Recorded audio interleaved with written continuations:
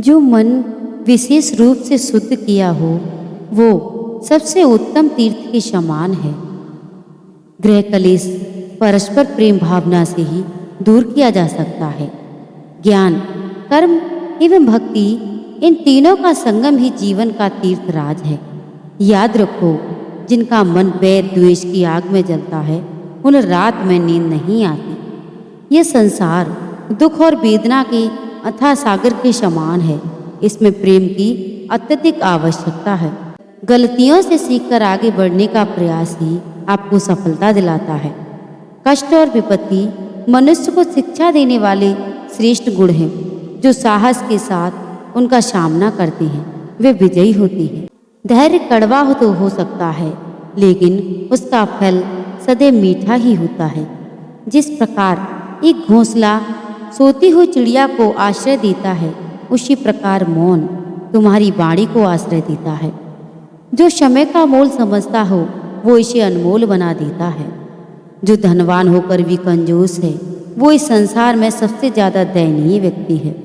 पीड़ा को सह लेना पर दूसरे जीवों को पीड़ा न पहुंचाना, यही तो तपस्या का स्वरूप है।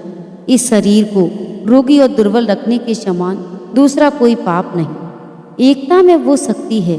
लोग चाहे मुट्ठी भर क्यों न हो, यदि संकल्पन हो तो अपने लक्ष्य में दृढ़ आस्था रखते हैं तो वे इतिहास को भी बदल सकते हैं। यदि आप दीर्घायु चाहते हैं तो भोजन आधा करें, जल दुगना पिए, व्यायाम 3 गुना करें और हंसना 4 गुना करें।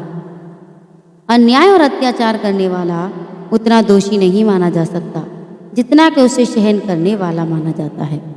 मात्र साप्ताहिक ज्ञान बिना अनुभव अंधा है। यदि आप इसलिए रो रहे हैं क्योंकि सूरज आपके जीवन के बाहर चला गया, तो याद रखिए आपके आंसू तारों को भी देखने के लिए रोकेंगे। जहाँ चक्रवर्ती सम्राट की तलवार भी कुंठित हो जाती है, वहाँ महापुरुष एक मधुर वचन ही काम कर देता है। जो अप्राप्त वस्तु के लिए चिंता नहीं करता और प्राप्त वस्तु के लिए सम रहता है वह संतुष्ट कहा जाता है।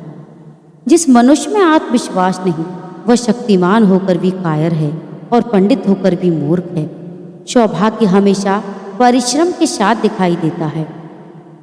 जो अपने जीवन का नियंत्रण अपने हाथ में नहीं रखता उसके जीवन का नियंत्रण समय अपने हाथों में ले लेता है। महान व्यक्ति कभी अभिमानी नहीं होता और अभिमानी व्यक्ति कभी महान नहीं होता।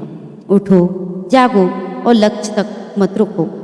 परोपकारी अपने कष्ट को नहीं देखता क्योंकि वह पर कष्ट जनित करुणा से ओतप्रोत होता है।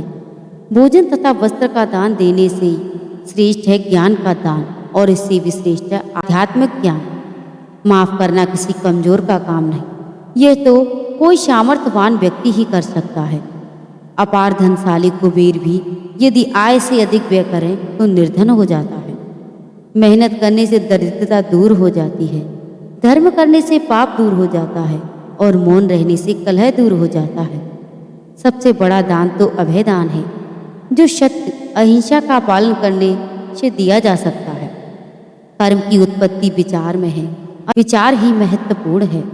अच्छे शब्दों के प्रयोग से बुरे लोगों का भी दिल जीता जा सकता है। अपने हर छोटे काम में भी अपना दिल, दिमाग और आत्मा लगा दो, यही सफलता का रहस्य है। क्रोध को पाले रखना ऐसा है जैसे किसी गर्म कोयले को किसी पर फेंकने की नीयत से पकड़े रहना। क्रोध करने से आप खुद ही जलेंगे। पुस्तकें वो साधन है जिसके माध्यम से हम विभिन्न संस्कृतियों के बीच पुल का निर्माण कर सकते हैं। पृथ्वी पर 3 रत्न हैं, जल, अन्न और सुभाषित, लेकिन अज्ञानी पत्थर के टुकड़े को ही रत्न कहते हैं। प्रयोजन में दृढ़ विश्वास रखने वाला एक सूक्ष्म शरीर इतिहास को रुख को बदल सकता है। तितली महीने क्षण नहीं गिनती, उनके पास पर्याप्त समय होता है। बीते कल से सीखिए, आज के लिए जिए और आने वाले कल के लिए उम्मीद रखिए। महत्वपूर्ण चीज है कभी भी प्रश्न पूछना मत छोड़िए। अपनी इच्छा को अपने बस में रखना चाहिए, दूसरों की मुट्ठी में नहीं।